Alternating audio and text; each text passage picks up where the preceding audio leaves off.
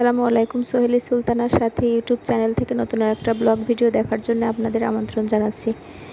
অনেক দিন খিচুড়ি আর মাংস খাওয়া হয় না, তাই তো আজকে কড়াইতে করে খিচুড়ি আর মাংস রান্না হবে। মুরগির মাংসের সাথে খিচুড়ি রান্না হবে, এমনি চাউলের সাথে পোলার চাউল দিয়ে। এজন্য আমি একটু কাটাকাটি করে নিয়েছি। আমি এদিকে পেঁয়াজ, রসুন, কাঁচামরিচও নিব, আবার সাথে খিচুড়ির সাথে আচার খাবো, তার সাথে লেবু লাগবে, তাই কেটে নিয়েছি। এদিকে আমি মাংস সুন্দর করে কেটে ধুয়ে নিয়ে কষিয়ে নিচ্ছি। আজকে প্রেশার কুকার বা রাইস কুকারে নাই, কড়াইতে করেই খিচুড়ির সাথে মাংস রান্না হবে। সুন্দর করে মাংস কষিয়ে নিয়ে, মাংস সিদ্ধ করে তারপরে চাউল ডাউল ধুয়ে নিয়ে কষিয়ে নিয়ে আমি কড়াইতে করে সুন্দর করে খিচুড়ি রান্না করব।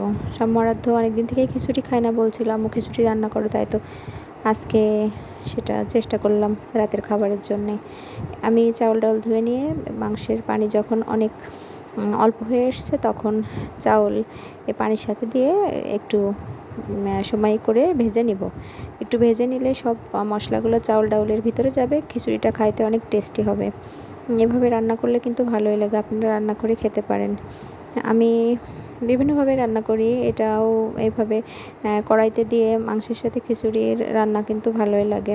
আমি একটু অনেক সময় ধরে কষিয়ে নিয়ে তারপর অল্প পানি দিয়ে মৃদু আছে তো খিচুড়ি রান্না হয়ে গেল। খিচুড়িটা অনেক টেস্টি হয়েছে এবং কালারফুল। আমি খিচুড়ি মাংসের সাথে কিন্তু আলু দিয়েছিলাম, আচার এবং লেবুর সাথে এটা সার্ভ করব।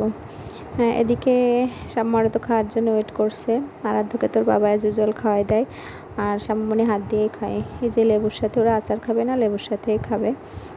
শাম্মু বলছিল লেবু নিব না, পরে আরেকটা নিয়ে নিল। এদিকে লেবু করছে, সুন্দর করে লেবু করে নিচ্ছে শাম্মনি। আর ওদিকে শাম্মু বলছে অনেক গুড হয়েছে রান্না, মায়ের রান্না সবার কাছেই ভালো।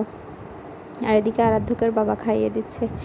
এরকম আরও ভিডিও দেখতে চাইলে আমার চ্যানেলটা সাবস্ক্রাইব করবেন, পাশে থাকবেন, আর লাইক কমেন্টস করতে ভুলবেন না। নতুন অন্য ভিডিও দেখার জন্য আমন্ত্রণ রইল। আল্লাহ হাফেজ।